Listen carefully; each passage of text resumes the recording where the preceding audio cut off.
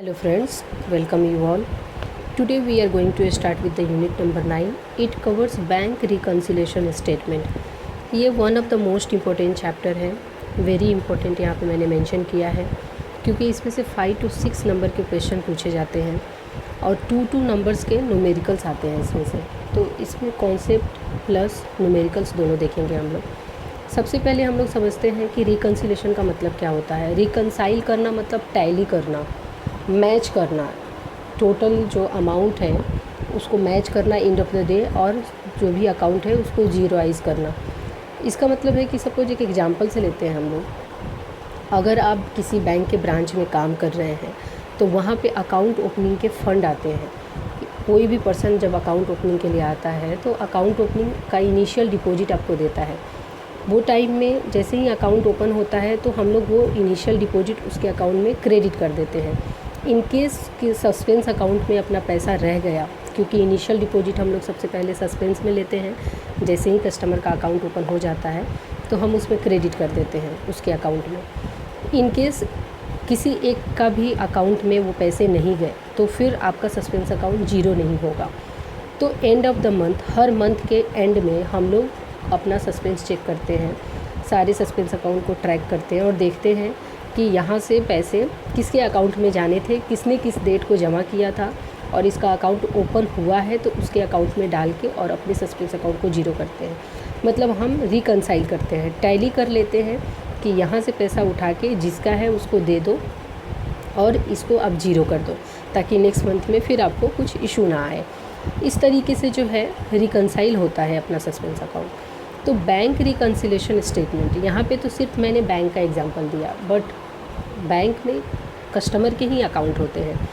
तो कस्टमर का अकाउंट जो होता है, अभी ये तो इंडिविजुअल की बात हो गई, बट कोई बड़ी कंपनी है या कोई भी नॉन इंडिविजुअल अकाउंट है तो वो person day to day transaction करता है, उनके बहुत सारे ट्रांजैक्शन होते हैं बिजनेस में इन्वॉल्व। तो उसमें कस्टमर अपने सेफ्टी के लिए, अपने सिक्योरिटी के लिए, क्योंकि पैसे का लेन देन होता है तो पैसे का लेन देन है तो कुछ गड़बड़ नहीं होना चाहिए, इस वजह से एक कैश बुक अपने तैयार करता है जो कि कस्टमर तैयार करता है। और बैंक उसी कस्टमर का एक लेज़र रखती है जिसको अपनी लेज़र बुक में उस कस्टमर के नाम से एक अकाउंट ओपन कर देती है। जैसे ABC पर्सन ने एक अकाउंट ओपन किया तो ABC एंड सन्स या जो भी नाम हो कंपनी का, उस नाम से बैंक अपना एक लेज़र में अकाउंट खोल देती है उस पर्सन के कंपनी के नाम से, और उसमें जितने भी बिजनेस ट्रांजैक्शन उस कस्टमर ने किए हैं उसकी रिकॉर्डिंग होती है। तो जो बैंक रिकॉर्ड करता है वो बैंक स्टेटमेंट में दिखता है, उसको बैंक पासबुक के नाम से जाना जाता है। हम यहाँ पे बैंक के पासबुक के नाम से जानेंगे। एंड जो कस्टमर रिकॉर्ड करता है वो कैश बुक होता है, कैश बुक के नाम से जाना जाता है। सो चलिए हम लोग शुरू करते हैं bank reconciliation statement.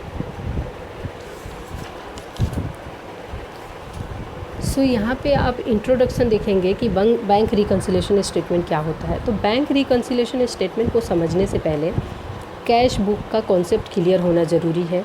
Cash book customer तैयार करता है और पासबुक बैंक तैयार करती है।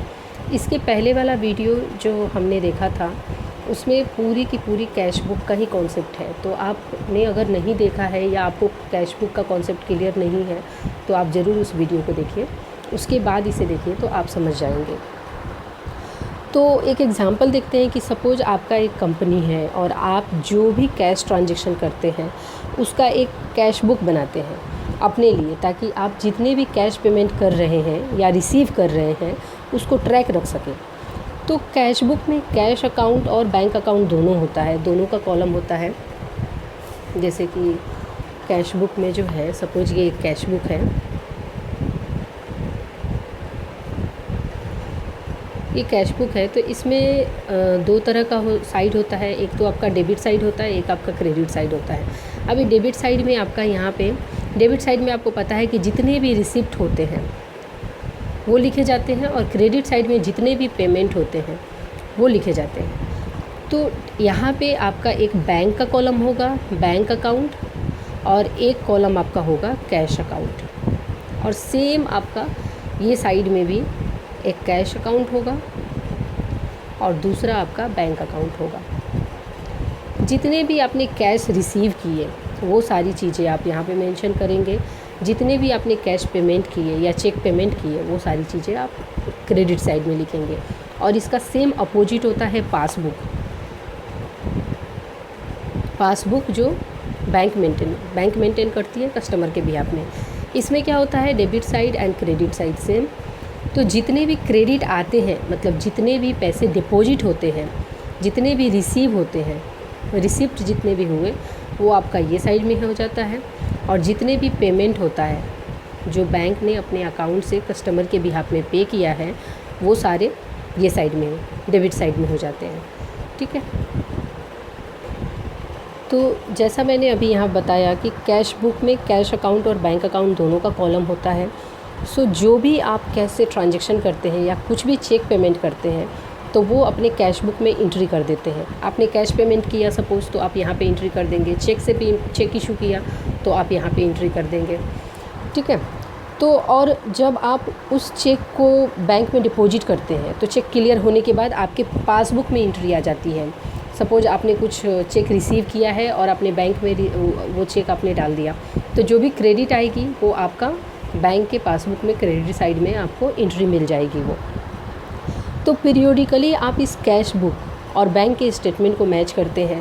कैश बुक में आपने कितना अमाउंट डाला है और बैंक में कितना आपके पास अमाउंट जमा हो गया है, वो दोनों को मैच करते हैं, क्योंकि आपका cash book up to date रह सके और आप दोनों बैलेंस कर सकें। कैश बुक और पासबुक को, बैंक अकाउंट को आप चेक करके बैलेंस कर सकें कि पैसे का कुछ मिसमैच तो नहीं है।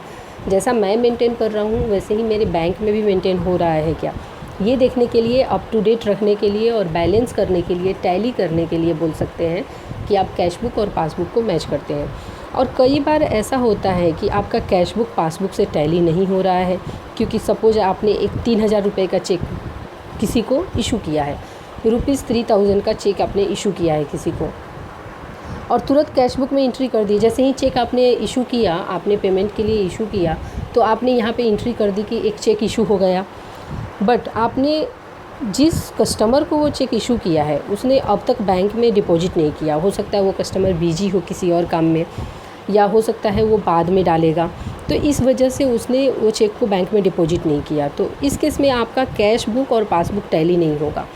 आपने चेक तो इशू कर दिया, कैश बुक में एंट्री कर दिया, बट बैंक में उसने डाला नहीं, तो बैंक की तरफ से पेमेंट उसको गया नहीं।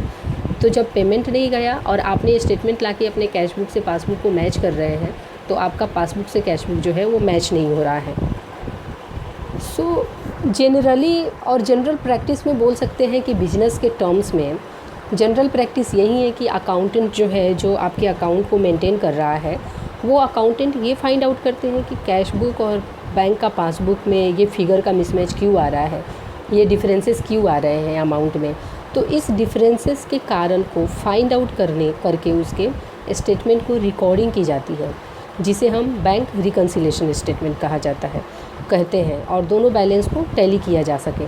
जैसे कि इन दोनों के बीच में क्या डिफरेंस है, ये डिफरेंस आपको मालूम चलेगा ना कि 3000 का चेक मैंने डिपॉजिट किया है, आपको सीधे देख के पता चलेगा कि कैश बुक में इसकी एंट्री है बट पासबुक में इसकी एंट्री नहीं है। तो आप यहाँ से एक फाइंड आउट करेंगे कि 3000 का चेक मैंने जो इशू किया है वो अभी तक मेरे अकाउंट से पेमेंट उसका गया नहीं है, इसके लिए मेरा अकाउंट पासबुक से बैंक अकाउंट डेबिट नहीं हुआ है, इसलिए उसकी पासबुक में एंट्री नहीं है।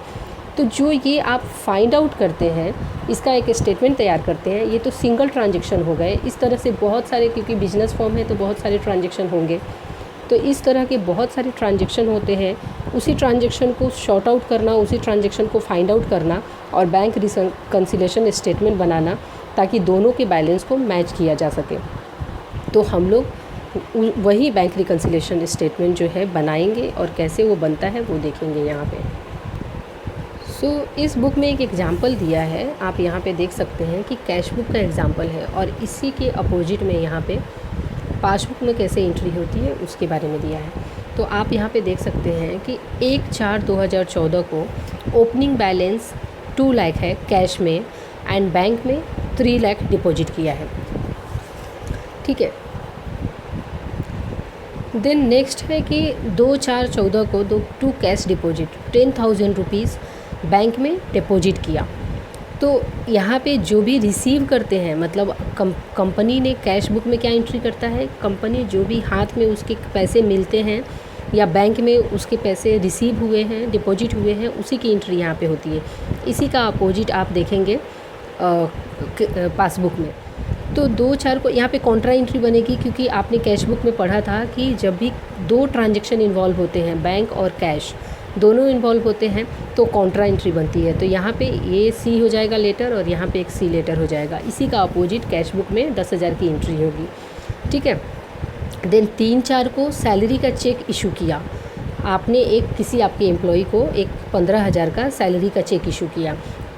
उसके बाद आपने 4-4-14 को डिपॉजिट चेक फ्रॉम ए ने आपको 20,000 का चेक बैंक में डिपॉजिट किया, ठीक है। तो आपने जो भी रिसीव किया उसकी एंट्री यहाँ पे कर दी। तो ओपनिंग बैलेंस यहाँ पे 2 लाख, बैंक बैलेंस आपका 3 लाख, 10,000 का आपने डिपॉजिट किया 2 तारीख को, 15,000 को सैलरी दिया आपने और 20,000 को फिर से एक चेक आपने डिपॉजिट किया आपके अकाउंट में। तो ये आपकी एंट्री बन गई। उसके अपोजिट में हम देखते हैं बैंक में क्या होता है। बैंक में 1-4 को स्टार्टिंग का जो है बैलेंस फॉरवर्ड जो हुआ है वो 3 लाख रुपए हुए हैं बैंक में। देन 2-4 को कैश डिपॉजिट, ठीक है, 10,000, तो आपका टोटल बैलेंस हो जाता है 3,10,000। देन यहाँ पे देखिए 6 तारीख है और यहाँ पे आपने देखा कितना आपने कब दिया था सैलरी का चेक आपने दिया था 3 तारीख को। लेकिन यहाँ पे बैंक के स्टेटमेंट में क्या दिख रहा है कि 6-4 को सैलरी का चेक पेड हुआ है।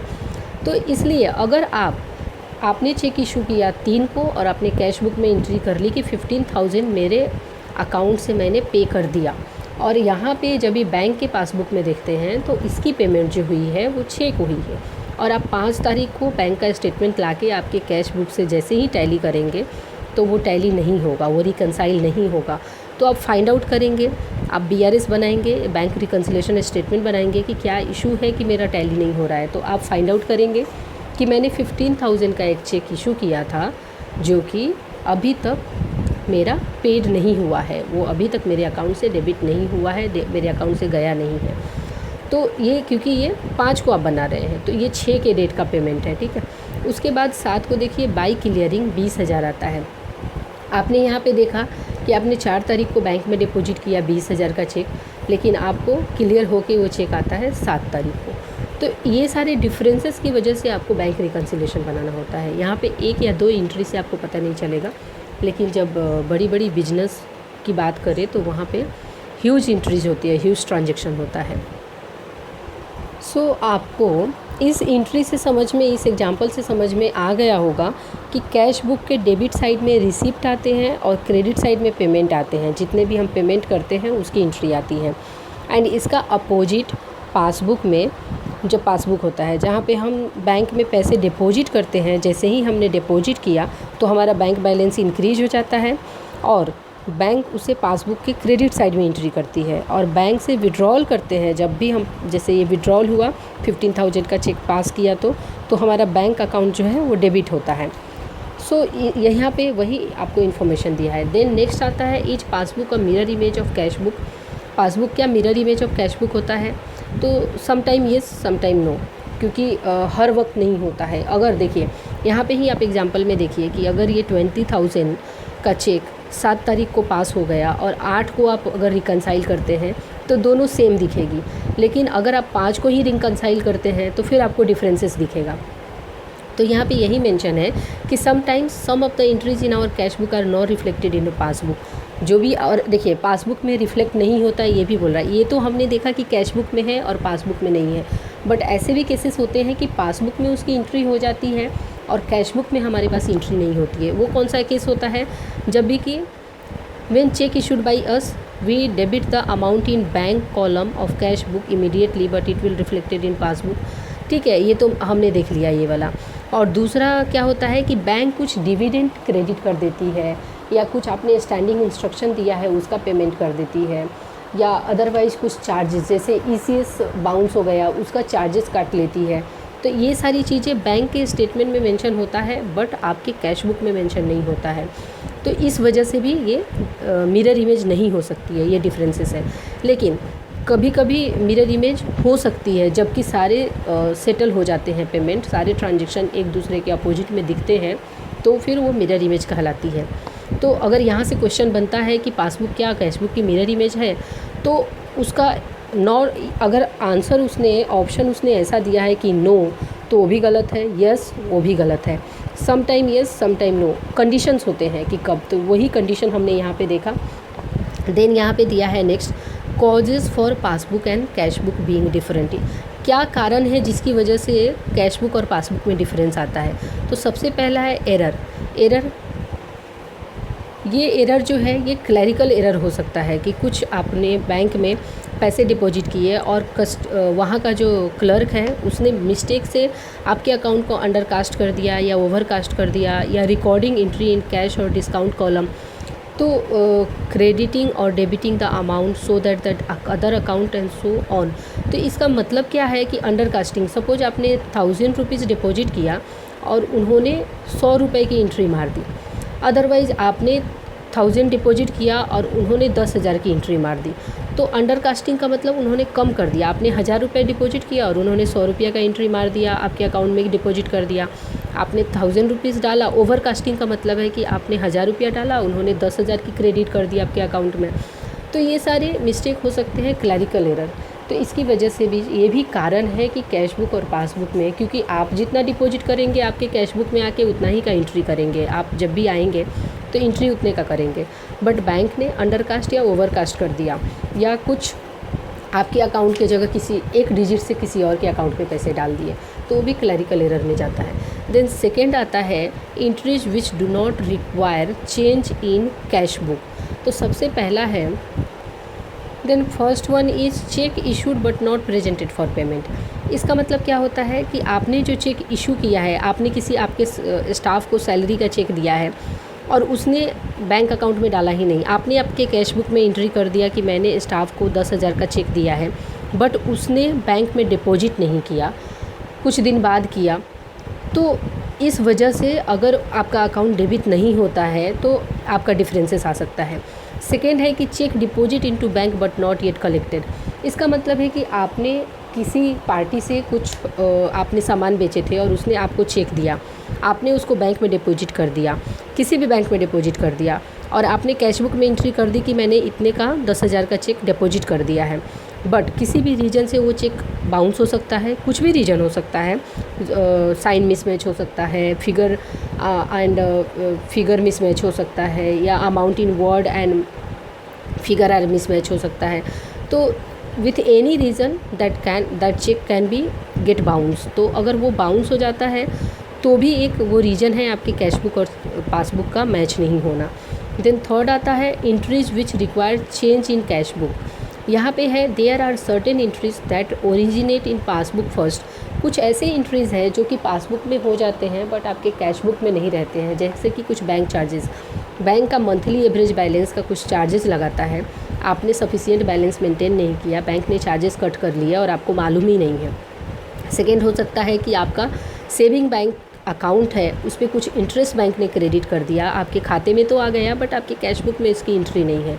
देन इंटरेस्ट ऑन ओवरड्राफ्ट, आप कुछ लोन इंजॉय कर रहे हैं, आपकी कंपनी जो है कुछ लोन ले रखा है, आपने उस पर ओवर ड्रॉ कर चुके हैं आप, तो उसका कुछ इंटरेस्ट डेबिट करती है, तो वो उसकी भी एंट्री आपके कैशबुक में नहीं दिखेगी, बाद में जब आप स्टेटमेंट लेंगे तो आपको पता चलेगा।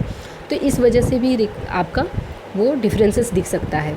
Then amount collected by bank on standing instruction, आपने कुछ LIC का सपोज स्टैंडिंग इंस्ट्रक्शन करा रखा है कि आपके अकाउंट से हर महीने इतना अमाउंट जाए, बट ज़रूरी नहीं कि वो आपको याद रहे या हर महीने उसी डेट को आप एंट्री करेंगे, तो इस वजह से भी डिफरेंसेस हो सकते हैं। Then amount paid by bank on standing instruction, तो स्टैंडिंग इंस्ट्रक्शन यहाँ पे जैसे डिविडेंड पेमेंट की बात हो गई और यहाँ पे ECS पेमेंट की बात हो गई, आपका LIC का प्रीमियम जा रहा है तो उसका अमाउंट जा रहा है, और यहाँ पे कुछ डिविडेंड या इंटरेस्ट पेमेंट आपने कुछ शेयर खरीद रखा है और उसका कंपनी ने डिविडेंड पे किया तो आपके अकाउंट में डायरेक्ट क्रेडिट हो गया। देन आता है direct payment into bank made by trader customer. अब देखिए आपका बिजनेस है तो आपका बहुत सारे लोगों से बिजनेस का जान पहचान है, तो बहुत सारे ऐसे होते हैं जो कि डायरेक्ट आपके अकाउंट में पे कर दें और उसकी इन्फॉर्मेशन वो बाद में दें, तो इस वजह से भी है आपका डिफरेंसेस आ सकता है। देन नेक्स्ट एंड लास्ट आता है डिसऑनर ऑफ चेक। अगर कोई चेक डिसऑनर हो जाता है, आपने चेक डिपॉजिट किया आपके अकाउंट में और वो डिसऑनर हो गया, तो इस आपने तो कैश बुक में ऑलरेडी एंट्री करके रखा था, तो इस वजह से ही on dishonour of a cheque deposit by trader the bank will debit the customer account. तो इस केस में अगर चेक डिसऑनर हो जाता है, ये केस अलग है। यहाँ पे क्या है कि अगर आपने चेक आपका ट्रेडर ने चेक डाल दिया, आपने कुछ उससे गुड जो है सोल्ड किया था, आपने सेल्स किया था, तो उसने डायरेक्ट आपके अकाउंट में चेक डाला और वो चेक बाउंस हो गया, तो आपके अकाउंट से वो चार्जेस तो कट करेंगे कि बाउंस चार्जेस कट करेंगे और उसका इन्फॉर्मेशन आपके पास नहीं होगा। तो इस वजह से भी है आपका cash book and passbook tally नहीं हो सकता है। देन अंडरस्टैंडिंग रिकन्सिलेशन ऑलरेडी हमने देखा कि कैसे होता है, उसको समझना हमने देखा कि वो रिकन्साइल कैसे किया जाता है, तो उसके बारे में यहाँ पे दिया गया है कि कैसे रिकन्साइल करते हैं। पीरियोडिकली हम लोग करते हैं ना कि एवरी मंथ, या तो एवरी मंथ करिए, या तो बहुत बड़ी कंपनी है तो डेली बेसिस पे भी होता है, एंड उससे छोटी है तो मंथली बेसिस पे, उससे छोटी है तो फिर क्वार्टरली बेसिस पे। Depend upon the size of the company they reconcile their transaction based on the size of the company. तो यहाँ पे से एवरी मंथ का बात दिया है, तो यहाँ पे चेक करते हैं कि क्लैरिकल एरर है, सारे फाइंड आउट करते हैं कि इन सारे जो एरर अभी हमने देखा ना, कॉजेज़ देखा, कितने सारे रीजन हो सकते हैं, तो इन रीजन में से क्या रीजन है और इसकी वजह से वो एक बैंक रिकन्सिलेशन स्टेटमेंट प्रिपेयर किया जाता है, तो उसके बारे में दिया है। ये देखिए, ये फॉर्मेट है कि अगर closing balance of bank statement का सबसे क्लोजिंग बैलेंस क्या है, उस दिन का लास्ट क्लोजिंग बैलेंस क्या है वो देखते हैं। फिर उसके बाद हम लोग एंट्री को एडजस्ट करते हैं कि अगर check deposited but not yet credited. देखिए, जब भी हम बैंक स्टेटमेंट का क्लोजिंग बैलेंस देखेंगे और यहाँ पे adjusted bank balance in the bank statement, तो बैंक बैलेंस का हम एडजस्ट करेंगे, मतलब कितना एडजस्ट करके क्या अमाउंट आया वो यहाँ पे लिखेंगे। देन यहाँ पे कैश बुक का देखेंगे कि कैश बुक का अमाउंट कितना है और उसको एडजस्ट करके कितना अमाउंट हमारे पास आया, तो ए और बी दोनों मैच होना चाहिए। ये जस्ट एक फॉर्मेट है, फॉर्मेट बताया है कि कैसे रिकन्सिलेशन किया जाता है। ये फॉर्मेट देखने के बाद अब हम लोग एक्चुअल प्रॉब्लम देखेंगे कि प्रॉब्लम कैसे सॉल्व करते हैं, रिकन्सिलेशन कैसे करते हैं। तो रिकन्सिलेशन के लिए ना आपको एक कॉन्सेप्ट समझना ज़रूरी है कि फेवरेबल बैलेंस क्या होता है और अनफेवरेबल बैलेंस क्या होता है। तो सबसे पहले मैं यहाँ पे आपको बता देती हूँ कि फेवरेबल बैलेंस अगर पासबुक के हिसाब से सोचें, तो अब पहले तो ये देखिए कि फेवरेबल बैलेंस होता क्या है, जिसको हम पॉजिटिव बैलेंस भी बोलते हैं, जैसे कि डिपॉजिट ग्रेटर दैन विड्रॉवल है। अगर पासबुक के हिसाब से सोचें, बैंक में आपने जितना भी पैसा जमा किया है वो आपका विड्रॉवल से ज़्यादा है। सपोज आपने 50,000 रुपये आपकी सैलरी आई और आपने उसमें से खर्चे किए हैं 35,000 या 40,000, तो डिपॉजिट आपका ज़्यादा हुआ। तो जब भी डिपॉजिट ज़्यादा है तो फेवरेबल बैलेंस है, मतलब आपके पास पैसा ज़्यादा है, पॉजिटिव है। और अनफेवरेबल का मतलब क्या होता है कि पैसा निगेटिव है, विड्रॉल किया आपने ज़्यादा। विड्रॉल कब हम ज़्यादा कर सकते हैं, जब आपके पास लोन वगैरह ग्रांट होगा, आपने एफडी अगेंस्ट ओडी ले रखा होगा, अदरवाइज़ आपने सैलरी ओडी ले रखा होगा, अदरवाइज़ ओवरड्राफ्ट या सीसी ओडी सीसी फैसिलिटी कुछ आप इंजॉय कर रहे हैं। तो क्रेडिट बैलेंस क्रेडिट बैलेंस जो है, अगर आपका क्रेडिट बैलेंस कम हो गया और आपका डेबिट बैलेंस ज़्यादा हो गया, मतलब आपने बैंक में से ज़्यादा पैसे विड्रॉ कर लिए, तो उस केस में 50,000 आपकी सैलरी आई और आपने 60,000 रुपये निकाल लिए अकाउंट से, तो खर्चे आपने 60,000 के कर दिए। इसका मतलब कि आपने विड्रॉल ज़्यादा कर लिया। तो निगेटिव बैलेंस इसको बोलते हैं, अनफेवरेबल। नाम ही सजेस्ट कर रहा है अनफेवरेबल, ये फेवरेबल नहीं है, निगेटिव बैलेंस है। और ओवरड्राफ्ट का केस अगर देखें तो an overdraft is treated as debit in bank statement, क्योंकि यहाँ विड्रॉवल जो है वो डिपॉजिट से ज़्यादा होता है। जितना आपने डिपॉजिट किया उससे ज़्यादा विड्रॉल किया तो वो ओवरड्राफ्ट का केस आ जाता है। तो यहाँ पे प्रॉब्लम सोल्व करने के लिए एक ट्रिक है जो मैं आपको बताती हूँ कि पासबुक के केस में देखिए, फेवरेबल बैलेंस क्रेडिट बैलेंस को कहा जाता है। क्रेडिट बैलेंस को कहेंगे ना, क्योंकि आप डिपॉजिट करते हैं बैंक में, क्रेडिट करते हैं। पासबुक का केस कैसे होता है, ये डेबिट साइड है और ये क्रेडिट साइड है। तो जब भी आप बैंक में डिपॉजिट करते हैं तो ये ज़्यादा हो जाता है, जब भी आप पैसे विड्रॉ करते हैं तो यहाँ से पैसे जाते हैं, डेबिट हो जाता है आपका अकाउंट। तो फेवरेबल बैलेंस मतलब क्रेडिट बैलेंस पासबुक में, अनफेवरेबल बैलेंस मतलब डेबिट बैलेंस।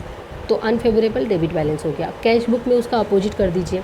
पासबुक मैंने फर्स्ट में इसलिए बताया ताकि आप ये ध्यान रख सकते हैं, और कैश बुक को उसका अपोजिट कर देंगे। फिर फेवरेबल बैलेंस कैश बुक के केस में डेबिट हो जाता है। फेवरेबल डेबिट क्यों होता है? क्योंकि जितने भी रिसीट होते हैं, जो भी रिसीव करता है कंपनी, वो डेबिट साइड में लिखता है, और जितना भी पेमेंट करता है कंपनी, वो क्रेडिट साइड में लिखता है। तो जितना भी पैसा उसके पास आ रहा है तो वो उसके लिए फेवरेबल हुआ ना, कंपनी के लिए वो फेवरेबल हुआ, तो वो डेबिट बैलेंस होता है, जो वो रिसीट साइड जो होता है वो डेबिट हो जाता है। एंड देन क्रेडिट साइड में वो सारे पेमेंट लिखता है, जैसे रेंट पे किया, सैलरी पे किया, या अपने बिल्डिंग या प्रीमाइसेस का कुछ पेमेंट किया, तो ये सारे वो पेमेंट करेगा तो वो क्रेडिट साइड में लिखता है। तो क्रेडिट साइड कैश बुक के लिए अनफेवरेबल हो जाता है। ऐसे भी क्वेश्चन फ्रेम होते हैं कि पासबुक में अनफेवरेबल बैलेंस क्रेडिट बैलेंस होता है या डेबिट बैलेंस होता है, तो ये आप ध्यान रखिए एकदम से कि फेवरेबल। उसके बाद प्रॉब्लम सॉल्व करने के लिए हम लोग क्या देखेंगे, अभी यहाँ आपने क्रेडिट डेबिट देख लिया, तो अब जब भी आपको डेबिट आया तो आपको उसमें से ऐड करना है। सिर्फ इतना ध्यान रखिए, जब प्रॉब्लम सॉल्व करेंगे तो इसका एप्लीकेशन हम करेंगे कि कहाँ अप्लाई हो रहा है। जब भी क्रेडिट आया तो भी हम प्लस करेंगे, जब हमारा डेबिट क्रेडिट आया तो माइनस करेंगे, क्रेडिट डेबिट आया तो माइनस करेंगे। सबसे आसान तरीका है याद करने के लिए, दोनों डेबिट प्लस दोनों क्रेडिट प्लस। अगर डिफरेंट आ गया, डेबिट क्रेडिट या क्रेडिट डेबिट आ गया तो माइनस। ठीक है, तो ऐसे हम सॉल्व करेंगे। उसके बाद चलिए हम लोग इसको सॉल्व करते हैं। यहाँ पे प्रॉब्लम दिया है कि सबसे पहला एग्जांपल दिया है कि एक मिस्टर जी है। यहाँ पे मिस्टर जी दे, ए दे, बी दे, सी दे, कुछ भी दे, लेकिन आप समझिए कि मेरी कंपनी है और मैं ही इसको रिकंसाइल कर रहा हूँ, मैं ही स्टेटमेंट बना रहा हूँ। ठीक है, तो यहाँ पे आप हैं, आपकी एक कंपनी है, आपका जो है कैश बुक में 8,364 रुपये हैं बैलेंस, और 31 दिसंबर 2013 के हिसाब से। But you find this does not agree with the balance as per the passbook. But आपके बैंक में बैलेंस 15,534 रुपये दिख रहे हैं। कैश बुक में आपने एंट्री इतना का किया है और अपना बैंक में जो है 15,534 रुपये दिख रहे हैं। तो सबसे पहला तो आप रिकन्सिलेशन आप निकालना होगा, तो सबसे पहले आप यहाँ पे देखेंगे। तो ये एग्जाम्पल में ना ये बहुत बेसिक समझाया है, इसलिए इसको थोड़ा रेक्टिफिकेशन भी किया है, अलग से रफ वर्क भी किया है। बट आगे के एग्जाम्पल हम देखेंगे तो उसमें डायरेक्ट क्वेश्चन बन जाएंगे आपके। तो सबसे पहला है कि on the 1 December the payment side of the cash book was under cast by 100 रुपये। अंडर कास्ट का मतलब मैंने आपको बताया ना कि 1000 रुपये अगर आपने बैंक में डिपॉजिट किया, बैंक में आपने डिपॉजिट किया और क्लर्क ने क्या किया कि 100 रुपये की एंट्री कर दी। ओवरकास्ट का मतलब आपने 1000 डिपॉजिट किया और 10,000 की एंट्री कर दी, आपके अकाउंट में ज़्यादा एंट्री कर दी। तो अंडरकास्ट और ओवरकास्ट ये होता है। तो on the 1 December the payment side of the cash, यहाँ पे कैश बुक का पेमेंट साइड में 100 रुपये की अंडरकास्टिंग हो गई। तो यहाँ पे देखिए ये कैश बुक एक है, कैश बुक का फॉर्मेट है, ये आपका रिसीव साइड, ये आपका पेमेंट साइड। पेमेंट साइड में सपोज 1000 है, 10,000 है, आइडिया नहीं है, यहाँ पे ये मेंशन है कि 100 रुपये की अंडरकास्टिंग है, तो ये एरर एक हो गया। तो आपने पेमेंट साइड में इसको क्रेडिट साइड में 100 रुपये लिख दिए। देन ये रफ बुक करने के लिए उसके बाद रिकंसाइल करेंगे। सेकेंड है a cheque of 131 issued on 25 December not taken into bank.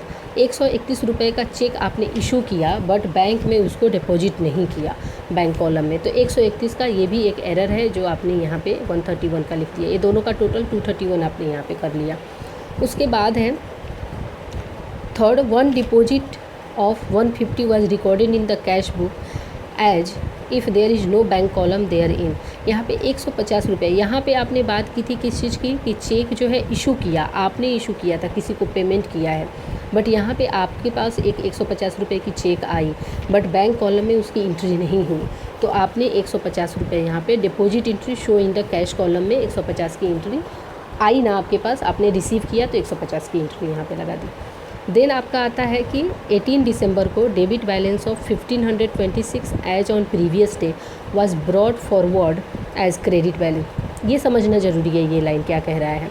अभी सपोज करिए कि आपका एक बैंक में 3052 रुपीज़ का ECS जाता है हर महीने, आपके अकाउंट में 1526 रुपये हैं और आप गए कि चलो बैंक में 1526 रुपये और डिपॉजिट कर देता हूँ ताकि मेरा कल का 3052 रुपीज़ का जो ECS है वो चला जाएगा। आप गए 1526 रुपये लेके बैंक में डिपॉजिट करने, लेकिन आपने क्या किया, वहाँ से 1526 आपके अकाउंट से विड्रॉ कर लिए। तो आपने विड्रॉ कर लिए तो आपका अकाउंट तो ऐसे ही माइनस में चला गया, जीरो हो गया। आपका अकाउंट से पैसे निकल गए ना 1526। तो अब इसमें गलती ये हुआ है कि 1526 उसको डिपॉजिट 1526 जो है उसको आपको 1526 रुपये और डिपॉजिट करने थे और आपने क्या किया, 1526 रुपये और विड्रॉ कर लिए। तो अब इसको मेकअप करने के लिए आप क्या करेंगे, कि 3052 रुपीज़ टोटल डिपॉजिट करेंगे तो ही आपका ECS जाएगा। तो इसके लिए मतलब जब भी कस्टमर को, कोई भी पर्सन है बिजनेस में, उसको सपोज यहाँ पे दिया है कि 1526 रुपीज़ जो है उसके पास एज अ पेमेंट करना था, बट उसने क्या किया, उसने रिसीव में दिखा दिया। तो एक तो उसने रिसीव में गलती से दिखा दिया, तो अगर उसको रेक्टिफाई करेगा 1526 से, तो वो रेक्टिफिकेशन उसको डबल अमाउंट से करना पड़ेगा। तो इसके लिए यहाँ पे 3052 रुपीज़ का आपने wrong carry forward of balance को 3052 का एंट्री दिया है। मतलब 1526 सिर्फ डालेगा तो काम नहीं चलेगा, क्योंकि 1526 तो उसने गलत साइड में डाल दिया था, प्लस 1526 और ऐड करके डबल करके उस अमाउंट को उसको रेक्टिफिकेशन करना होगा। देन आता है of the total cheque amounting rupees 11,514 drawn in the last week of December, cheque aggregating to 7,815 were in cash in the December. यहाँ पे क्या है कि 11,514 रुपये का जो चेक है drawn in the last week of December, cheque aggregating इतना where in cash in the December. मतलब टोटल उसने 11,000 का चेक डाला था, जिसमें से 7,815 रुपये के चेक ही उसके पास हुए हैं। आपने जो है चेक इशू किया है 11,514 रुपये का, और आपके उसमें से 7,815 रुपये ऑलरेडी पे हो चुके हैं, और कुछ अमाउंट जो है अभी तक वो पे नहीं हुए हैं, प्रेजेंट नहीं हुए हैं बैंक में। तो इसको अगर हम माइनस करते हैं 11,514 माइनस 7,815 तो ये आपका कितना आता है, देखिए 3699। तो यहाँ पे देखिए कैश बुक को रिकनसाइल करते समय यहाँ पे द बैंक रिकनसाइल स्टेटमेंट, जब भी बैंक जब बैंक का स्टेटमेंट आप रिकनसाइल करते हैं स्टेटमेंट और कैश बुक से, तो बैंक स्टेटमेंट में आपका हम लोग 3699 अमाउंट जो है वो बैंक में आपका ओपनिंग बैलेंस कितना था, आपका क्लोजिंग बैलेंस 15,534, और उसमें से आप जो भी चेक प्रेजेंट नहीं हुए उतना माइनस करेंगे तो आपका ये अमाउंट आ जाएगा। अब उसी को हम लोग कैश बुक के अकाउंट से मैच करेंगे कि हो रहा है क्या। तो कैश बुक में थोड़े करेक्शन से, जैसे अंडर कास्टिंग हो गई थी, कुछ एंट्रीज रिकॉर्ड नहीं की गई थी, तो वो सब डेबिट एंड क्रेडिट साइड को हम लोग माइनस करेंगे, तो ये अमाउंट आपका माइनस होकर 3321 आएगा। तो हम लोग क्या करेंगे कि ये क्लैरिकल एरर था ना, तो इसको हम लोग इस अमाउंट में जो भी कैश बुक का क्लोजिंग बैलेंस था उसके साथ हम लोग इसको ऐड करेंगे। देन हम लोग आगे और भी स्टेटमेंट है कि डिविडेंड आया 250 रुपये का collected by the bank and subscription of 100 paid by it which were not recorded in the cash book. Cash book में 250 बैंक के स्टेटमेंट में दिखा, लेकिन कैश बुक में वो रिकॉर्ड नहीं है, तो उसे भी हमें कैश बुक में ऐड करना पड़ेगा। ठीक है, उसके बाद कुछ सब्सक्रिप्शन 100 रुपये का बैंक ने पे कर दिया और कैश बुक में उसकी एंट्री नहीं है, तो सब्सक्रिप्शन जो पे कर दिया तो उसको हम लोग को सब्सट्रैक्ट करना पड़ेगा 100 रुपये का। देन आ जाता है कि one outgoing cheque of 350 was recording twice in the cash book. अब देखिए आउट गोइंग चेक का मतलब कि 350 रुपये का एक आपने पेमेंट किया था जो 2 बार एंट्री कर दी गई थी, मतलब 350 की जगह 2 बार किया गया तो 700 का एंट्री हो गया था, तो इसलिए उसको रेक्टिफाई करने के लिए 350 यहाँ से आप डेबिट कर देंगे, तो 350 भी आपको डेबिट करना पड़ेगा। यहाँ पे देखिए 350 आउट गोइंग चेक का 350 आपका यहाँ एंट्री है, तो ये रेक्टिफिकेशन के बाद ये 3321 आया जो यहाँ पे लिखा है। देन आपका 250 रुपये का जो एंट्री था कि बैंक ने सब डिविडेंड कलेक्ट किया था और 100 रुपये बैंक ने पे कर दिया था, उसकी एंट्री बैंक ने पेमेंट किया था, तो यहाँ पे आपका जो है बैंक ने पे किया तो बैंक ने पेमेंट कर दिया तो वो आप यहाँ से माइनस करेंगे, तो इसका भी जब भी आप समेशन करके देखेंगे तो आपको ये आएगा अमाउंट। तो 11,835 दोनों का मैच हो रहा है, इसका मतलब कि अब रिकनसाइल हो गया। तो इसके बाद ऐसे ही हम सेकेंड देखेंगे, थर्ड प्रॉब्लम्स देखेंगे, ऐसे जो भी प्रॉब्लम है वो भी हम लोग देखेंगे, क्योंकि ये वीडियो बहुत लंबा हो रहा है इसलिए आगे के प्रॉब्लम्स हम लोग एक दूसरे वीडियो में देखेंगे। और उसके बाद यहाँ पे दिया है अदरवाइज इसके अलावा भी कुछ जैसे एग्ज़ाम में पूछे जाते हैं, तो कॉन्सेप्ट हो गया है और इसमें जो भी आप देखेंगे सिर्फ कॉन्सेप्ट है। इसके अलावा जो एग्ज़ाम में एग्जैक्टली पूछे जाते हैं उसका मैं एक अलग से वीडियो बना दूँगी। उसके बाद आता है कि adjusting the cash book balance. यहाँ पे दिया है कि we have learn that certain entries appear in the passbook first and then comparing the passbook with the cash book, the missing entry incorporated in the cash book. आपने देखा ना कि कैसे एडजस्ट होता है कि कुछ ओवरड्राफ्ट पैसे आ गए, इंटरेस्ट पेमेंट हो गया, या LIC का कुछ चेक ECS मैंडेट कुछ चेक साइन करके आपने दिया है और उसके बेसिस पे पेमेंट हो गए। तो बैंक में सबसे पहले उसकी एंट्री होती है और आपके पास उसकी एंट्री बाद में होती है। तो ये हो गया। उसके बाद आप यहाँ पे देखिए कि सब टर्म्स दिया है कि इसका एडवांटेज क्या है, रिकन्सिलेशन करने का एडवांटेज क्या होता है।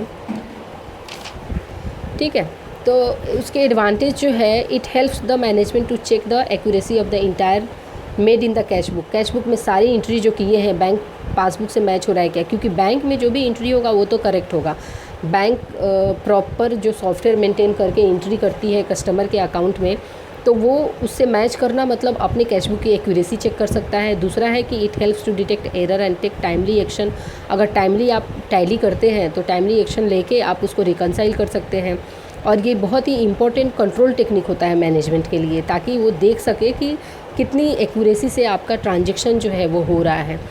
It shows the correct bank balance at any particular time. किसी भी एक पर्टिकुलर टाइम में आपका करेक्ट बैलेंस बताता है। और ये भी जैसे फ्रॉड होने के चांसेस वगैरह जो है, it reveal fraud committed by the staff handling cash and cheque and thus help the management to have the effective control. मतलब आपका कोई स्टाफ फ्रॉड तो नहीं कर रहा है कैश बुक मेंटेन करने में, कैश से रिलेटेड, तो बैंक से उसको मैच करेंगे तो आपको वो भी पता चल जाएगा। उसके बाद ये चैप्टर फिनिश होता है और यहाँ पे दिया है कि bank reconciliation statement the reconcile the cash book and passbook के बैलेंस को रिकनसाइल करता है, टैली करता है, उसको BRS बोलते हैं। बैंक चार्जेस मतलब कि amount charge by bank for service रेंटर। जो भी बैंक अपना चार्ज सर्विस प्रोवाइड करता है उसके भी आप में कुछ चार्जेस लेता है, वो हो गया। फेवरेबल बैलेंस का मतलब positive balance, indicate the customer has money in the bank, bank में आपका पैसा है। और ओवरड्रॉन का मतलब ओवरड्राफ्ट वाला, कि आपने विड्रॉल ज़्यादा कर लिया, customer drawn more than the bank, bank में जितना डिपॉजिट किया उससे ज़्यादा आपने ले लिया। स्टैंडिंग इंस्ट्रक्शन का मतलब पता है कि instruction given by the trader to the bank to pay certain amount to someone on a fix date of the month of the year. तो इसके साथ ये चैप्टर कंप्लीट होता है और हम लोग एक प्रॉब्लम ज़रूर देखेंगे ताकि हमारा क्लियर हो जाए concept. So thank you so much for watching this video.